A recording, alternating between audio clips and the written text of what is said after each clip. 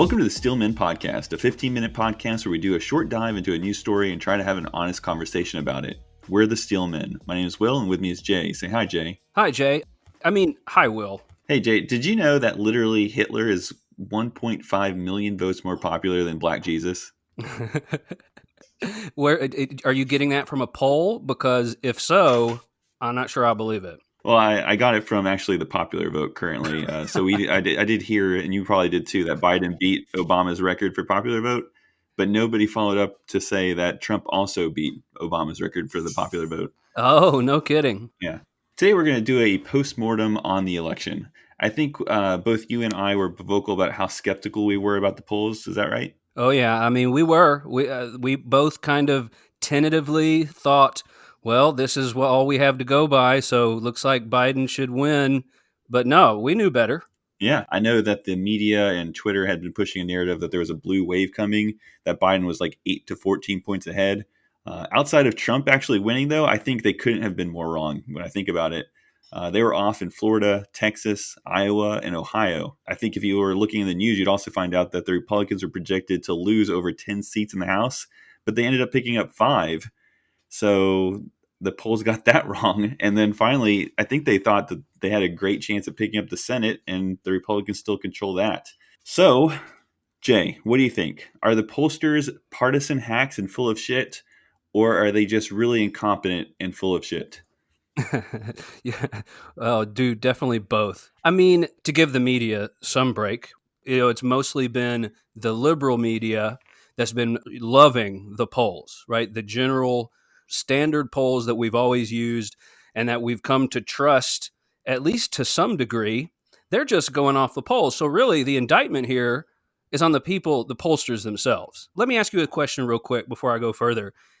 What would you have thought, like, how would you have reacted to this election if there were no polls? I mean, I think I would have still thought that the election was going to be very close. The only difference would be I wouldn't be so jaded about the media. That's pretty much the only change, is that it's just like an extra layer to the whole conversation. It's like the media sucks. Yeah. So we would have missed that part. It's that is a whole story unto itself.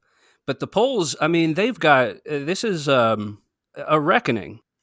When the final numbers come in, I don't know, it's going to be like on average about a 4 to 5 point polling error. Obviously, some states were in line with the polls. Some states were wildly off, like Wisconsin. I think that's the kicker. That one's off like something like 10 points in Wisconsin. But yeah, going back to 2016, they had identified, they thought, what their errors were, right? So one of them that they thought they had corrected for was non-college educated white voters.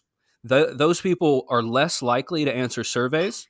People with educations are just more likely to answer pollsters. So they didn't account for that. Supposedly they had fixed that issue.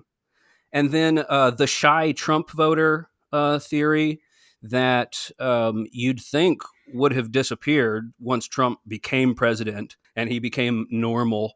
Back then, you definitely had some amount of people who weren't willing to confess that they would vote for Trump. And then at the same time, you had the Comey letter come out right at the end, which probably swung people, who were going to vote for Clinton and had reported to pollsters they were going to vote for Clinton. And then the Comey letter comes out, and that's the thing that tipped them over, that the polls didn't have time to account for. But if they've corrected all that shit, well, what the fuck happened now?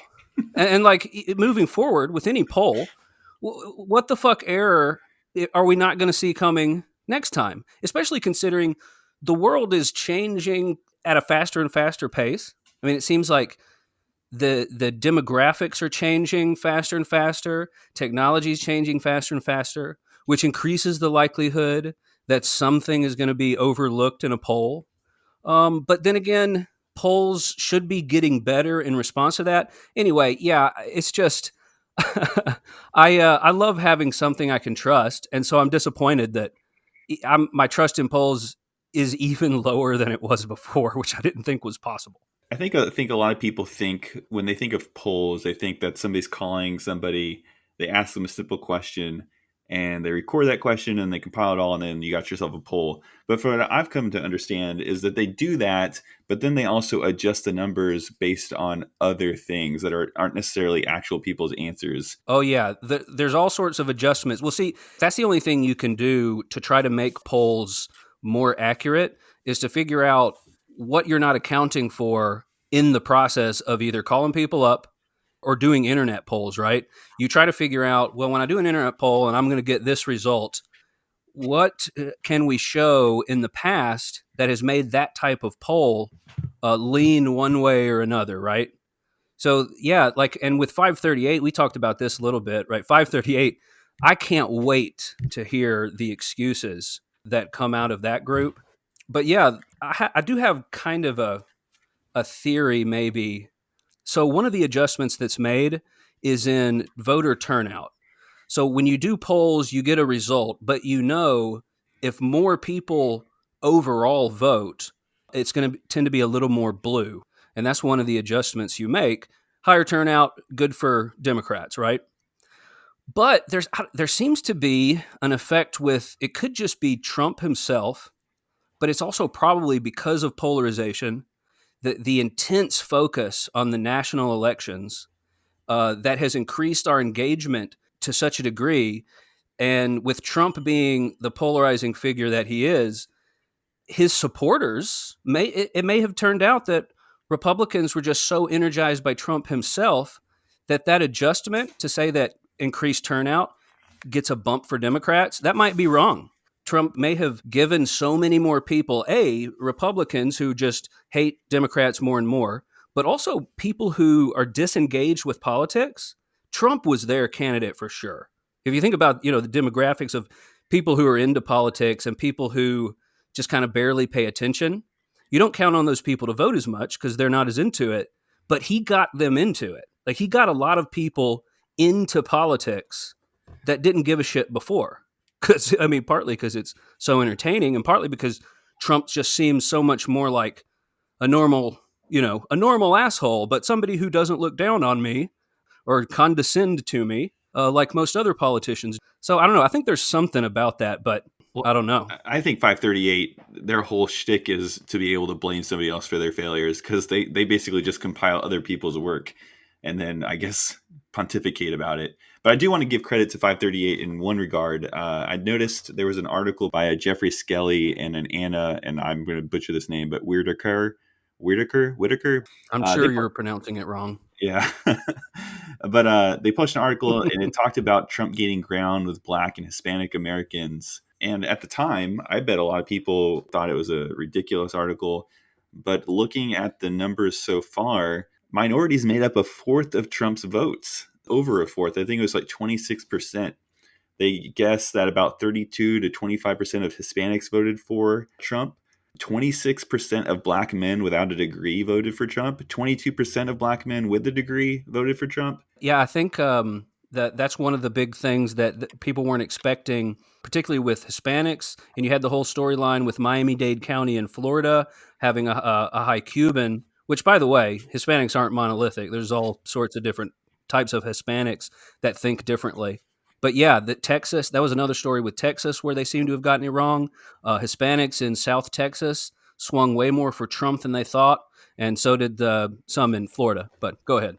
Yeah, well, I think one thing though I can take from all this is the crowd on both sides, left and right, that want to talk about how demographics are everything.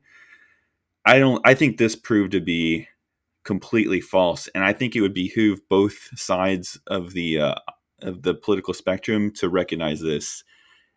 Minorities, whites are not monolithic voters. We shouldn't think about politics that way. I think that's just a very destructive way to see things. And I think going forward, it looks to me that the minority vote is probably going to be increasingly more split as we could become a more successful and prosperous nation. And that totally makes sense. Yeah, generationally, especially like with the racism thing. And by the way, one thing this election does not tell us is that America is through and through white supremacist, racist.